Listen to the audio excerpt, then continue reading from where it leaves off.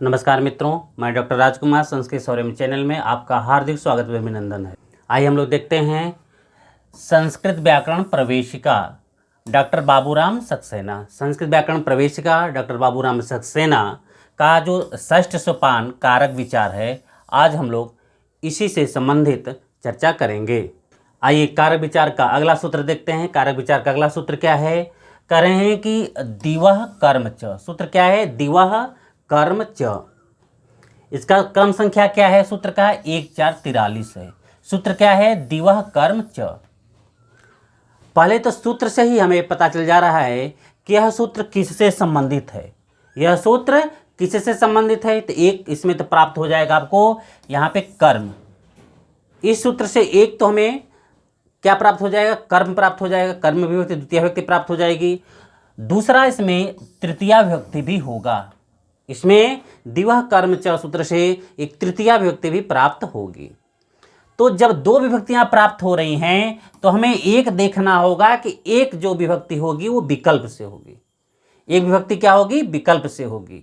तो जब दो विभक्तियां प्राप्त हो रही हैं दिवह कर्म च से, तो हमें एक 100% एक कोई जो विभक्ति होगी वह विकल्प से होगी। और यहाँ पर दिवह जो दिया जा रहा है, दिवह यहाँ क्या है? धातु है। दिवह क्या है? धातु है। तो धातु से ही संबंधित दो विभक्तियां, दिव धातु से संबंधित दो विभक्तियां हमें प्राप्त होंगी। एक तो सूत्र के अनुसार ही कर्म प्राप्त होगा और एक तृतीया विभक्ति हमें प्राप्त होगी।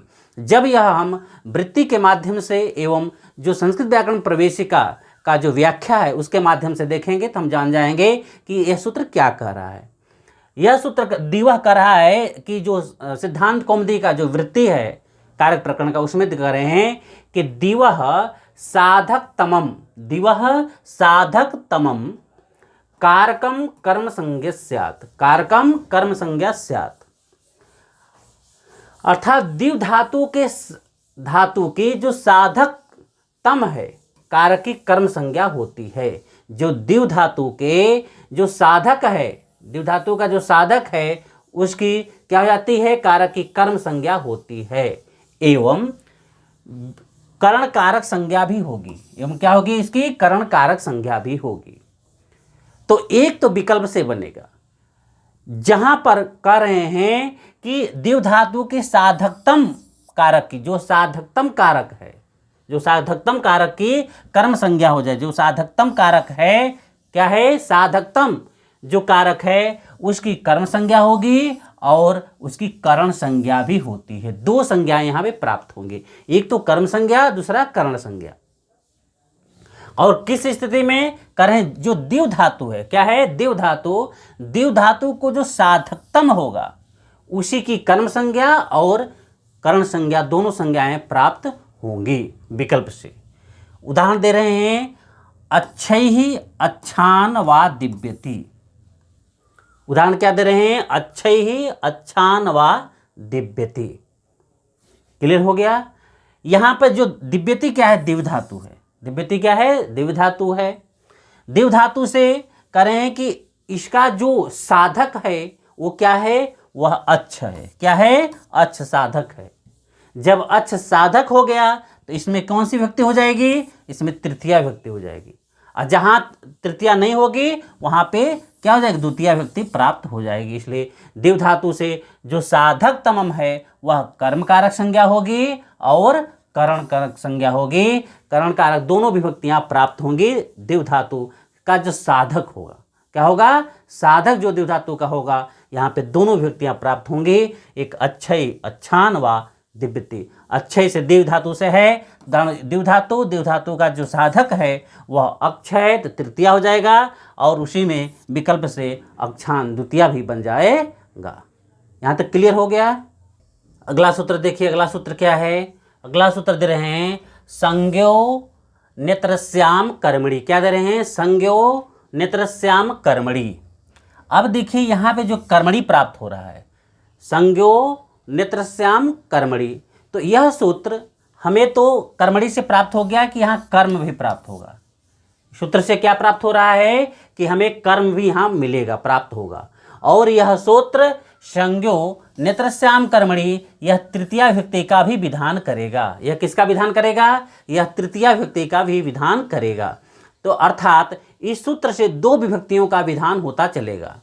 एक क्यों? क्योंकि जैसे ही दो विभक्ति प्राप्त हुई, तो मैं आपको पूर्व में बता चुका हूं कि जैसे ही दो विभक्तियां प्राप्त होंगी वह दोनों विभक्ति में एक विकल्प होगा। क्या होगा? विकल्प होगा। जब विकल्प होगा, अब कौन सा विकल्प होगा? आइए हम लोग वृत्ति के माध्यम से एवं व्याख्या के माध्यम से देखते हैं।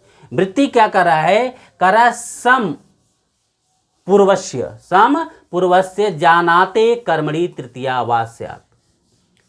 यदि सम उपसर्ग पूर्वक, क्या दे रहे हैं? सम उपसर्ग पूर्वक ज्ञा धातु है, सम उपसर्ग पूर्वक ज्ञा धातु में कर्मणि, कर्म को तृतीया वा, विकल्प से तृतीया हो जाता। वा मीन्स विकल्प, तो विकल्प से क्या हो जाएगा? तृतीया विभक्ति हो जाएगी। कैसे? उसी को देखिए, बाबूराम सक्सेना व्याख्या के माध्यम से बता रहे हैं कि सम उपसर्ग पूर्वक, क्या दे रहे हैं? सम उपसर्ग पूर्वक ज्ञा धातु, सम उपसर्ग पूर्वक ज्ञा धातु अनभिहित कर्म, क्योंकि विहित यदि कर्म रहेगा तो वह क्या प्रथमांत हो जाएगा।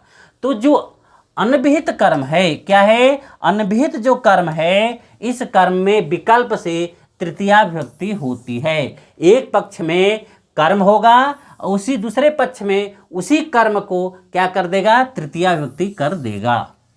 क्लियर हो गया? क्या है? कह रहे हैं सम उपसर्ग पूर्वक ज्ञा धातु, सम उपसर्ग पूर्वक ज्ञा धातु अनभिहित कर्म में, किसमें? अनभिहित कर्म में विकल्प से तृतीया विभक्ति प्राप्त होती है। जहां पर भी जिस सूत्र में दो विभक्तियां प्राप्त होंगी, वहां एक विभक्ति हमेशा विकल्प से ही प्राप्त होगी।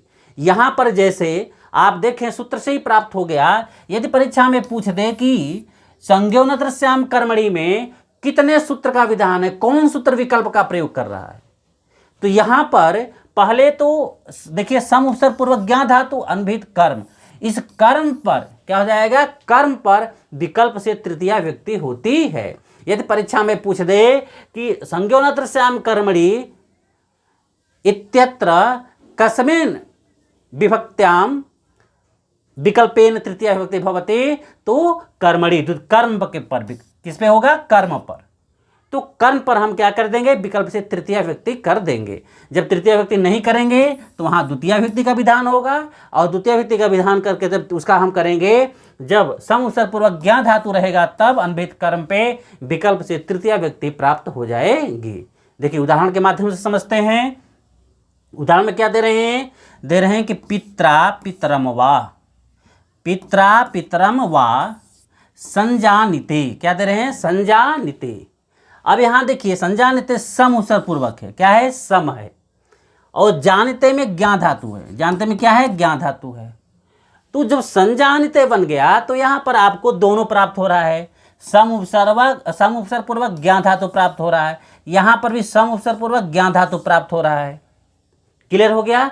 यहां पर भी आपको संजानिते में सम उपसर्ग पूर्वक ज्ञा धातु प्राप्त हो रहा है। तब करें कि जब सम उपसर्ग ज्ञा धातु प्राप्त हो रहा है तो संज्ञो अनत्रस्याम कर्मणि, इस सूत्र से क्या प्राप्त हो जाएगा? जो अनभिहित कर्म है पित्रा, जो अनभिहित कर्म क्या है यहाँ पे? पित्रा। इस पित्रा के स्थान पर, और पितरम देखिए यहाँ पर है, तो पितरम क्या है? यहाँ पे अनभिहित कर्म हो गया, और पित्रा जो बन गया वह जो अनभिहित कर्म था, इस अनभिहित कर्म पे तृतीया विभक्ति का विधान कर दिया गया। तृतीया विभक्ति पे क्या कर दिया गया? विधान कर दिया गया। और एक पक्ष में तो आपको क्या बनेगा? एक पक्ष में बनेगा पित्रा संजानिते, और जहाँ पर तृतीया नहीं करेंगे वहाँ पर बनेगा पितरम संजानिते। ये दोनों वाक्य शुद्ध होंगे। यदि परीक्षा में कहीं पूछ दे शुद्धि के लिए कि पित्रा संजानिते और पितरम संजानिते में कौन वाक्य शुद्ध है, तो आप जानते रहिएगा कि ये दोनों वाक्य शुद्ध हैं, ये दोनों वाक्य शुद्ध हैं इसमें। और परीक्षा में पूछ दे कि घुमा करके, तो ऐसे पित्रा पितरम वा संजानिते, पितुः पितरम वा संजानिते, ये बना कर यदि क्वेश्चन अलग अलग विकल्प देता है तो आप जानते रहिएगा कि जब सम उपसर्ग, क्योंकि संज्ञोनत्रस्याम कर्मणि की बात हो रही है, यहाँ पर सम उपसर्ग पूर्वक ज्ञा धातु है, तब द्वितीया और तृतीया विभक्ति दोनों प्राप्त होती हैं विकल्प से। किस सूत्र से? संज्ञो अनत्रस्याम कर्मणि, इस सूत्र से। यहाँ तक क्लियर हो गया? अगला सूत्र देखते हैं। अगला सूत्र क्या है? अगला सूत्र दे रहे हैं प्रकृत्यादिभ्य, क्या दे रहे हैं? प्रकृत्यादिभ्यः उपसंख्यानम, प्रकृत्यादिभ्यः उपसंख्यानम, यह वार्तिक है। यह क्या है? यह वार्तिक है। क्या है? प्रकृत्यादिभ्यः उपसंख्यानम, ये वार्तिक है।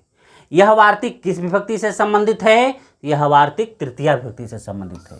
यह वार्तिक किस विभक्ति से संबंधित है? यह वार्तिक तृतीया विभक्ति से संबंधित है। यहाँ तक क्लियर हो गया। अब बात आती है कि प्रकृत्यादिभ्य कहता क्या है। इसको बाबूराम सक्सेना कैसे व्याख्यात कर रहे हैं? इस वाक्य, इस वार्तिक को कैसे व्याख्यात, तो आइए देखते हैं कैसे व्याख्यात कर रहे हैं। कर रहे हैं प्रकृत्यादिभ्य माने प्रकृत आदिभ्य। प्रकृत आदि क्या है? प्रकृत आदि। प्रकृत से क्या लेंगे? स्वभाव आदि। प्रकृत मीन्स स्वभाव आदि, तो स्वभाव आदि हो गया। शब्दों के योग में, शब्दों के योग में। अब बात आ रही है, देखिएगा, ध्यान दीजिएगा। क्या कर रहे हैं कि प्रकृत आदि या स्वभाव आदि शब्दों के योग में तृतीया विभक्ति होती है। कौन सी विभक्ति होती है? तृतीया विभक्ति होती है। आपको पूर्व में हम बता चुके हैं कि जब संज्ञा का विधान होगा, करण संगम स्यात्, वहां पर कारक विभक्ति होगी। वहां पर क्या होगा? कारक विभक्ति होगा। किंतु यहां पर इन्होंने शब्दों के योग की बात कर रहे हैं। किसकी बात कर रहे हैं? शब्दों की योग की बात। और कैसा शब्द हो?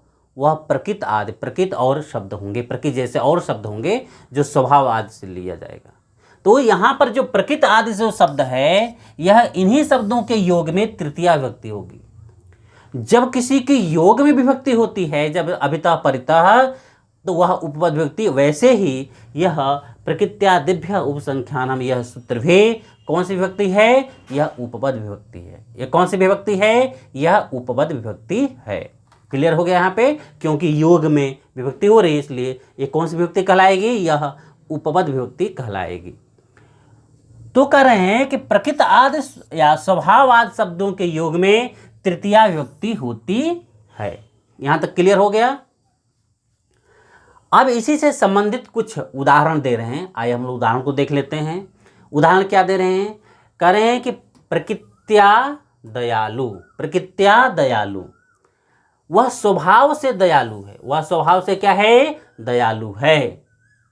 प्रकृति मीन्स स्वभाव। तो जो दयालु है वह किससे दयालु है? वह स्वभाव से दयालु है, प्रकृति से दयालु है। प्रकृत्या दयालु हो, वह प्रकृति से दयालु है। तो यहाँ पर जो प्रकृति के योग में, किसके? प्रकृति के योग में यहाँ पे क्या हो गया? तृतीया हो गया। तो प्रकृत्या दयालु, प्रकृति से दयालु है। तो यही से प्रकृति आदि के योग में तृतीया होती है। आगे फिर दे रहे हैं, नामना सुतीक्ष्णः चरितेन शान्तः। नामना सुतीक्ष्णः चरितेन शान्तः, नाम से सुतीक्ष्ण है।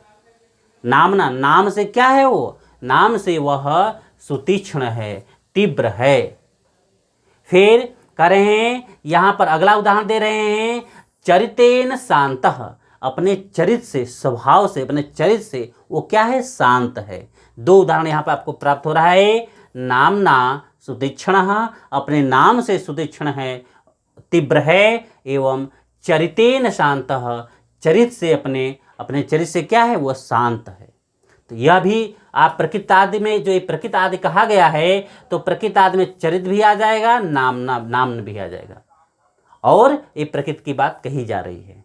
इसके बाद अगला उदाहरण दे रहे हैं, सुखेन जीवती। क्या दे रहे हैं? सुखेन जीवती, सुख से जीता है। सुखेन जीवती, सुख पूर्वक जीता है। यह जो सुख है यह भी किस में? प्रकृति में आ जाएगा। क्या जाएगा? प्रकृति। प्रकृति आदि का अर्थ बताया गया है कि प्रकृति आदि, उसमें आदि मीन्स और शब्द हैं। प्रकृति जैसे और अनेक शब्द उसमें हैं जो आपके सामने दिख रहा है। तो यहाँ पहला शब्द प्रकृति का, प्रकृति मिल गया, नाम मिल गया, चरित्र मिल गया, सुख मिल गया। तो सुखेन जीवती। उसी प्रकार आगे वही उदाहरण दे रहे हैं कि शिशु क्लेशेन, शिशु क्लेशेन स्थातुं शक्नोति, बच्चा क्या कर रहा है? कठिनता से खड़ा हो पाता है। शिशु क्लेशेन स्थातुं शक्नोति, जो ये क्लेशेन, क्लेश से, यह क्या है? प्रकृति आदि है। यह क्या है? प्रकृति आदि है। क्लेशेन, क्लेश से वो खड़ा हो पाता है।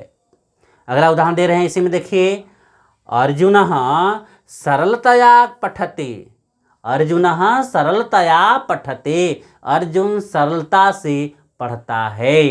बालक कठिनतया क्रीडति, बालक कठिनता से खेलता है। बालकः क्लेशेन जीवति, क्लेश से जीता है। बालकः हर्षेन जीवति, बालक हर्ष से जीता है। बालकः रुद्या जीवति, बालक रो कर जीता है, रो कर से जीता है। इस प्रकार से अनेक उदाहरण आपको मिल जाएंगे, इसलिए कहें प्रकृत आदि के, उसमें अनेक शब्द आ जाएंगे। तो करें कि अर्जुनः सरलतया पठते, अर्जुन सरलता से पढ़ता है। क्लियर हो गया। गोत्रेण गार्ग्यः, वह गोत्र से गार्ग्य है, वह गोत्रेण गार्ग्यः, गोत्र से गार्ग्य है। जन्मजातेन सुतीक्ष्ण, वो जन्मजात सुतीक्ष्ण है। जन्मजातेन कुशाग्रह, वो जन्मजात कुशाग्र है। तो ऐसे बहुत से शब्द आपको मिल जाएंगे उदाहरण। समेन एति, वह समान से जाता है। फिर कहते हैं विषमेण एति, ऐसे बहुत से उदाहरण मिलेंगे। इसके बाद द्विद्रोणेन धान्यम कृणाति, अनेक शब्द ऐसे मिलेंगे आपको जो उदाहरण के रूप में। तो आप वाक्य का प्रयोग कैसे करेंगे? वाक्य का प्रयोग ऐसे ही करना है। जब वाक्य की शुद्धि जब आती है और अनुवाद आता है, यदि पूछ देता है या अनुवाद दे देता है कि बालक हंसने से जीवन रहता है, या हंसने से वह जीवित रहता है, तो हंसेन जीवति, कोई अनुवाद बनाना है तो ऐसे आपको अनेक वाक्य मिल जाएंगे। और अनुवाद बनाने के लिए जिसका वाक्य आप बनवा करके अपने शुद्ध जो वाक्य शुद्धिकरण के लिए आता है, जो अनुवाद करने के लिए आता है, और आपको कर ले जाएगी। यह तो संस्कृत संभाषण में भी इस सूत्र का प्रयोग मिलता है। जब आप संस्कृत का संभाषण करिएगा और अधिकतर आपको जब अनुवाद पूछा जाता है तो इस सूत्र से क्वेश्चन पूछे जाते हैं। अधिकतर घुमा घुमा कर क्वेश्चन, क्योंकि इसमें अनेक शब्द आते हैं। जो प्रकृत आदि कह दिया गया, इसमें अनेक शब्द आते हैं, जहाँ के आपको साहित्य में भी इसका बहुत से उदाहरण मिलते हैं। जब साहित्य पढ़िएगा, साहित्य में अब अभिज्ञान शाकुंतलम उत्तरामचरितम में भी इस सूत्र का अनेक उदाहरण स्थानों पर आपको मिलेगा, इसका उदाहरण। तो जब इस सूत्र को प्रयोग करिएगा, समझिएगा, तभी करके आप आगे की जो प्रश्न जो पूछे जाते हैं शुद्धि के रूप में, अनुवाद के रूप में, साहित्य में, वह पकड़ लीजिएगा कि यहाँ। क्योंकि आप देखिएगा जब साहित्य पढ़ते होंगे तो अधिकतर जब मिलेगा उसमें टिप्पणी, जब साहित्य का पढ़िएगा तो साहित्य के टिप्पणी में आपको ये प्रकृत्यादिभ्य उपसंख्यानम सूत्र, ये वार्तिक जो है, ये हमेशा आपको मिलता रहेगा। तो अब हमें आशा है कि इस सूत्र को आप अच्छे से समझ गए होंगे, और यह परीक्षा के दृष्टि से भी इम्पोर्टेंट है, इसलिए आप इसको 1-2 बार इसको अभ्यास 100% कर लीजिएगा। इस प्रकार मित्रों, आज हम लोग जो 3 सूत्रों पर चर्चा किए हैं, यह 3 सूत्र आपके परीक्षा के दृष्टि से, क्योंकि तृतीया में सूत्र कम हैं और एक एक सूत्र काफ़ी इम्पोर्टेंट हैं, जो अधिकतर परीक्षा में पूछा जाता, जब भी देखिएगा अधिकतर परीक्षा में पूछा जाता है, तो आप एक एक सूत्रों को देख करके आप गहराई से इसका अध्ययन कर लीजिएगा। और जब सूत्रों पर कमांड हो जाएगा, उदाहरणों में आप बैठा लीजिएगा, घटा लीजिएगा उदाहरण को, तो निश्चित ही आपका अनुवाद और शुद्धिकरण, साहित्य भी आपका सरल हो जाएगा। धन्यवाद।